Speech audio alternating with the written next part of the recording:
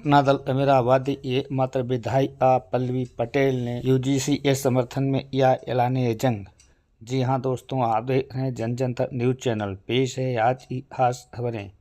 आज लखनऊ में आयोजित अपना दल अमीराबादी की समीक्षा बैठक में अब पल्लवी पटेल ने ऐलान किया कि यशागाई बोधिसत्व डॉक्टर सोनीलाल पटेल जी के चरणों में मैं श्रद्धा सुमन अर्पित करती हूँ। तत्पश्चात 6 फरवरी 2026 को राष्ट्रीय और प्रदेश कार्यकारिणी की बैठक, जिसके मुख्य अतिथि के रूप में राजमाता माननीय अध्यक्ष श्रीमती कृष्णा पटेल जी उपस्थित रही, जिस सदन की अध्यक्षता माननीय अध्यक्ष डॉक्टर CL पटेल जी ने कही, उस सदन के पूरे दिन की चर्चा उपरांत निकले निष्कर्षों पर आज आपके समक्ष इस जिला और मंडल पदाधिकारियों की बैठक में मैं निर्देश देने के लिए यहां खड़ी हुई हूं। मैं अपनी बात शुरू करूं। मैं आप सभी का स्वागत करती हूं, अभिनंदन करती हूं, आप सभी का वंदन करती हूं। अगर सीधे कैडर की बात करें, सीधे एजेंडा की बात करें, तो प्रथम एजेंडा है पिछली कार्यवाही की पुष्टि। हमारी पिछली बैठक दिसंबर में हुई थी और उस दौरान तमाम कार्यक्रम बनाए गए थे और जिन कार्यक्रमों के शेड्यूल होने के बाद 26, 27, 28 दिसंबर बस्ती, मऊ, बलिया ये 3 जनपदों में स्वयं राष्ट्रीय सचिव आनंद हीराराम जी के नेतृत्व में हमने इन तीनों जनपदों में बड़ी बड़ी सभाएं की। निश्चित तौर पर बहुत दिनों बाद इन जनपदों में हम गए तो सबसे पहले आदरणीय राम भवन जी, उपेंद्र जी, रघुवंश जी, क्रमशः हमारे तीनों जिलों के जिलाध्यक्षों ने भरकस मेहनत करके हमारे इस टूर को बहुत ही सफलतापूर्वक खत्म किया और जिस प्रकार से मेहनत करके व्यवस्थित तरीके से एक एक कार्यक्रम को कराया, मैं निश्चित तौर पर अपने तमाम अध्यक्षों को दिल की गहराइयों से धन्यवाद देती हूँ। बहुत ही बेहतरीन कार्यक्रम। इसके बाद नए साल की शुरुआत होते ही पूर्व में घोषित कैडर कैंप के लिए, जहां आप लोगों को माता जी के जन्मदिन 11 जनवरी को इसी प्रांगण में मनाने के बाद आप लोग को रात्रि को ट्रेन पकड़नी थी अपने कैडर कैंप के लिए, तो आपके उस कैडर कैंप में स्वागत के लिए 9 तारीख को हम लोग यहाँ से रवाना हुए थे। तो 9 से 17 तक उस कैडर कैंप की बहुत सी खट्टी मीठी यादें हम लेकर के आए हैं। लेकिन मैं इतना जरूर कहूंगी कि जिस प्रकार से आप सभी लोगों ने, कुछ कमियां रही होंगी मैं मानती हूं, लेकिन आप सभी लोगों ने जितने पॉजिटिव नोट के साथ उस कैडर कैंप को अंजाम दिया है, मैं जितना भी आप लोग का शुक्रिया अदा करूं कम है। क्योंकि इस कैडर कैंप का आयोजन, उसको पूरा प्लान करना, क्या चीज कैसे होगी, कैसे खाएंगे, कहां सोएंगे, क्या करना है, ये तमाम चीजें मेरे लिए पहली बार एक ट्रेनिंग थी। लेकिन आप सब लोगों ने, हमने अच्छा किया, बुरा किया, कम किया, ज्यादा किया, मुस्कुराते हुए चेहरों के साथ आपने हर चीज का स्वागत किया और आपने हमारी ऊर्जा को बढ़ाने का काम किया।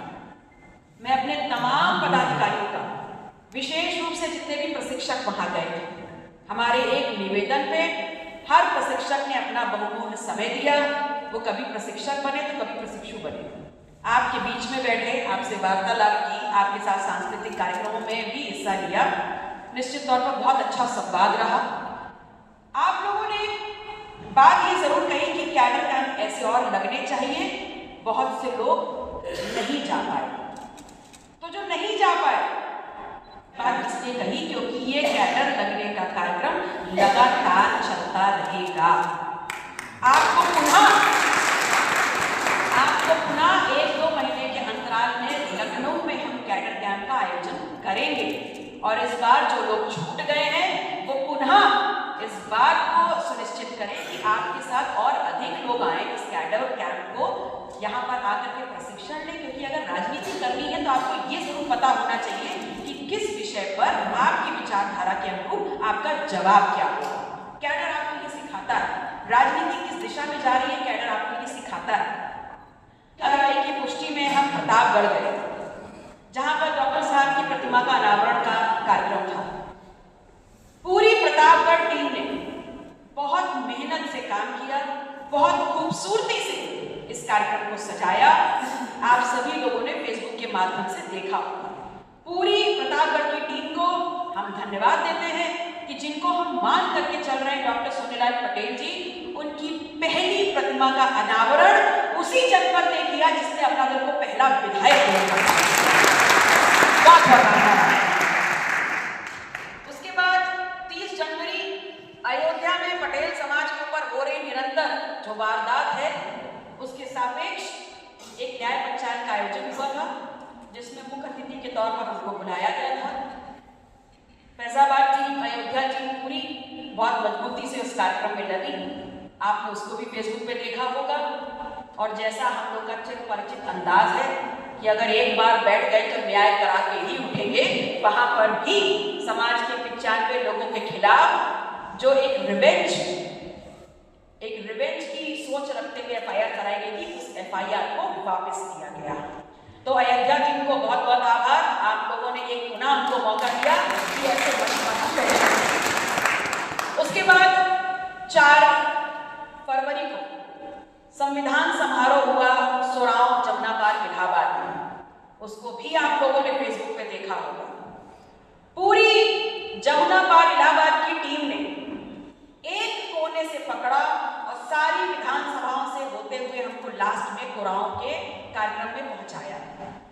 बहुत ही सुंदर स्वागत, बहुत ही सुंदर कार्यक्रम, और उससे बेहतर वहां का जो मंच था उसमें जिस विषय की चर्चा, बहुत ही सुंदर संदेश लोगों के बीच में गया। सोराव की टीम, जमुना पार की टीम, विशेष रूप से अभय पटेल यहाँ बैठे हुए हैं, युवा के हमारे जिलाध्यक्ष कमलाकर जी बैठे हैं, अरविंद बैठे हैं, विधानसभा अध्यक्ष। मैं आप लोगों का दिल की गहराइयों से आभार व्यक्त करती हूँ, क्योंकि आप लोगों ने जिस युवा टीम को हम ढूंढ रहे थे, हमारे ये लड़कों ने मिल करके उस युवा टीम को अपना दल के बैनर पे सड़कों पे लाने का काम कर दिया। बहुत बहुत इसके बाद ये पूरे एजेंडे में अगर आपने गौर किया हो तो ये कार्यक्रम 3 मुख्य संगठन के रूप में 3 मुख्य कार्यक्रम में बटा है। समीक्षा बैठक, अपना दल चला गांव की ओर, कार्यकर्ता बैठक।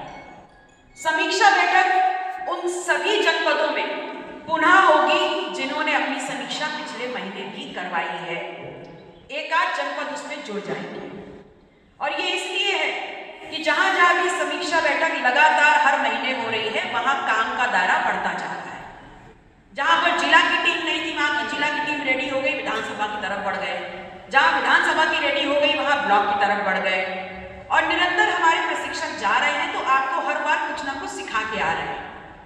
दूसरा कार्यक्रम है अपना दल चला गांव की ओर।